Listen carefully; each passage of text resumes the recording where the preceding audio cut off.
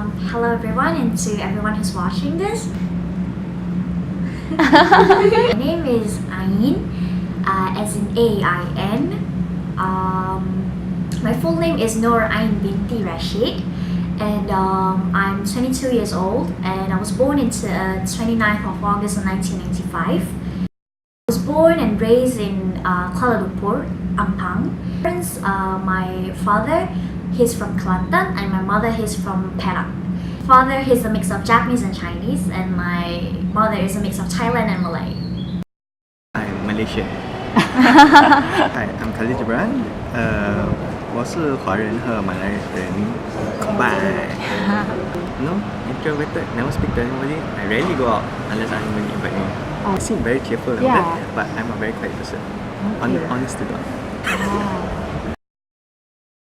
Hi, good afternoon. My name is Muhammad Khairul bin Zulkifli Eng. I was born in 1997, so this year I'll be turning 20.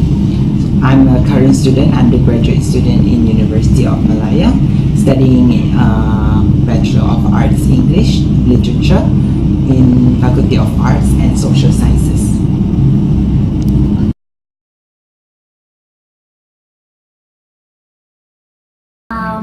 For now, I know, it's not that I know, it's that the level of the proficiency. I know 5 of them. My first language would be Malay, second would be English, third would be Thai language, and Japanese and Cantonese. For the Cantonese part, I mean, for my Chinese blood, my grandma is the one who's Chinese from my dad's side. He would usually, she would usually she wouldn't really talk to me much in Cantonese.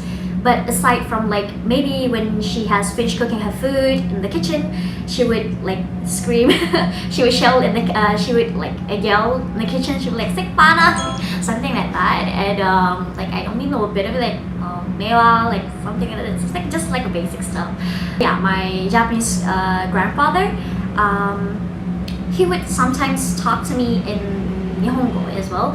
But I do understand it, but I only know the basic of it, but not like full in details of it. But even though I do understand it, but I can't really like talk back fully in Nihongo.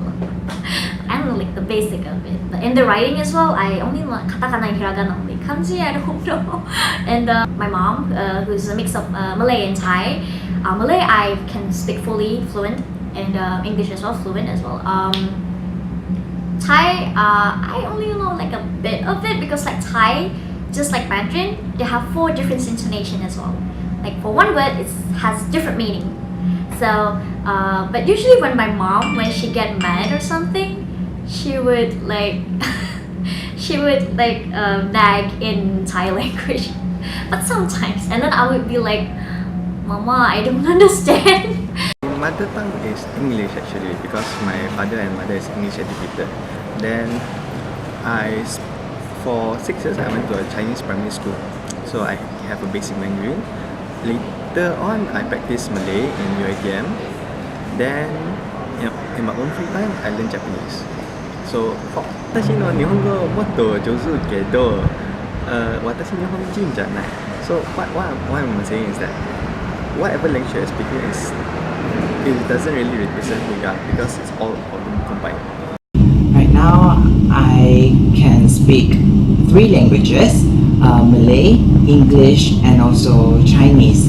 But sometimes for the Chinese, I can understand Cantonese and also Hokkien because my father's family, they do speak Cantonese and Hokkien. So also through learning through television, so I kind of grasp the language itself, the Thai language. This in my house, they usually speak Cantonese dialect because I'm from Kelantan. But most of the time, like when there are a lot of people, when my father wants to speak to me secretly or something, he will use Chinese to speak to me, so that will be only me and him understand. But most of the time, like here, I speak English, Chinese, and also Malay. I sometimes blend the 3 together. it like represents me as well, because sometimes people will like talk to me and then say, oh, Cairo, the guy who can speak Chinese or like well in English or like that. Yeah.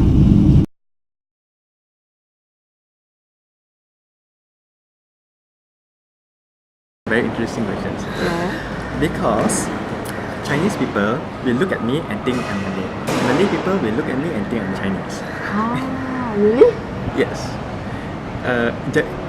Korean people will think I'm Korean, Japanese people will think I'm Japanese. Because I went to those countries and then like let's say I was taking Korean air, then the Korean students gave me asked if I was gave me like a Korean form.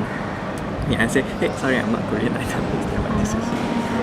Japanese I can speak a bit, but it's okay. Then I was in Vietnam also, they thought I was Vietnamese. So yeah. You ask me personally, depending on the situation, I used to think of myself as more Chinese when I was young in primary school, because I mixed with only Yeah. Chinese friends, because there was just one cluster. Yeah. Then I was in UiTM, it's also another cluster. In UiTM, they accept only Malays and Putras, so I thought of myself as more Malay. Then when I was in UM, then mixed with everybody again, so I thought as myself as everybody again.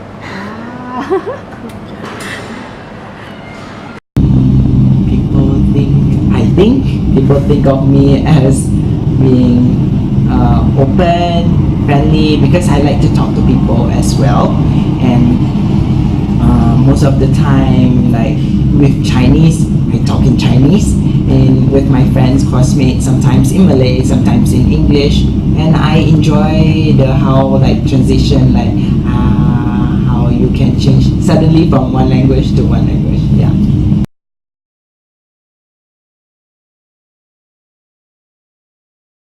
Usually they would like for Malaysians, when I took off my hijab, this one is called hijab, and when I took off my hijab, usually my Chinese friend would talk to me, like if they didn't know me yet, they would talk to me fully in Mandarin, and then I would let them finish talking first, because like it would be rude to interrupt. So, and then I told them I don't really know Mandarin much, and they were like, oh, you're Malaya.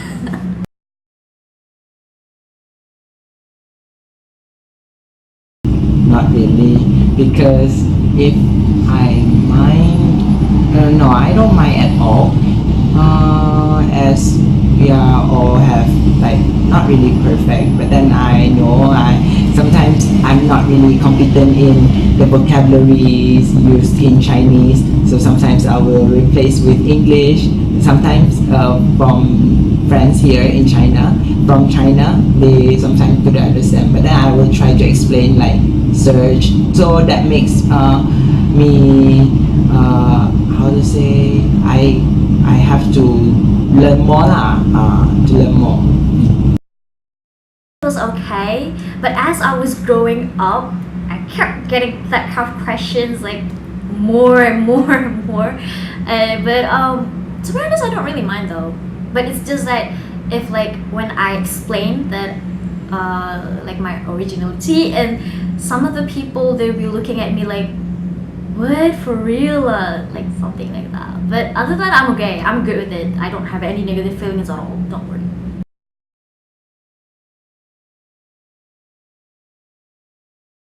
I used to lah, but after a while, because I'm pretty old already, I'm a bit wiser than I was when I was young.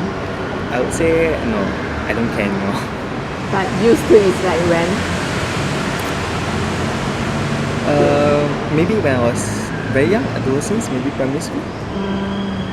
When you have those sort of identity crisis, because you're together with only Chinese, then you're together with only Malay, you feel a bit of a shake up.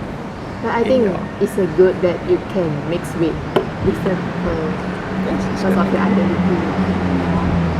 Like some people, if they are only mixed with the people with same race, like they didn't have the chance to know about the others. So I Yes, think yes. it's a good opportunity for you. I think so too. No, because I know who my parents and how I do like visit my grandparents who are Chinese.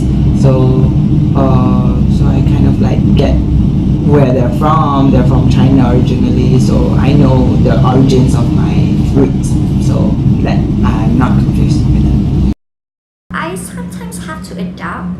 Like if I went to my Japanese family, if they don't really have that much of exposure, I'll try and adapt to their way. And if I went to my Thailand family, I'll try my best in adapting to their culture. Just like if I went to my Chinese family as well, my family cousin Chinese, but being born in a mixed family like mine has like a complicated family situation, has its pros and cons as well. Like the pros would be like the advantages of it would be like I'm exposed to just about anything. Like I know, well, not anything. Like exposed to a lot of cultures, and I know how they work so as to not offend that person. I guess that's the best part of being born in a mixed family, because you know how to work your way through in that certain society.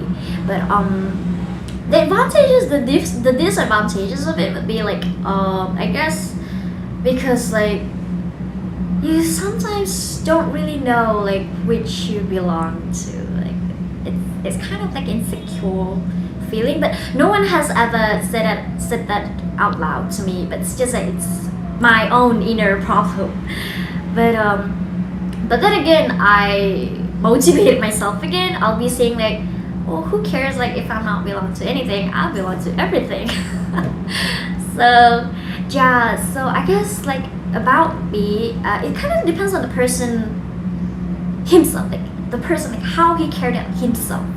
Like for me, I usually, even though I was being brought down to the darkest of the pit, still I would try to view that thing as a positive thing. It's not everything would be end in failure. So that's how I like try to turn around the situation like that. Okay.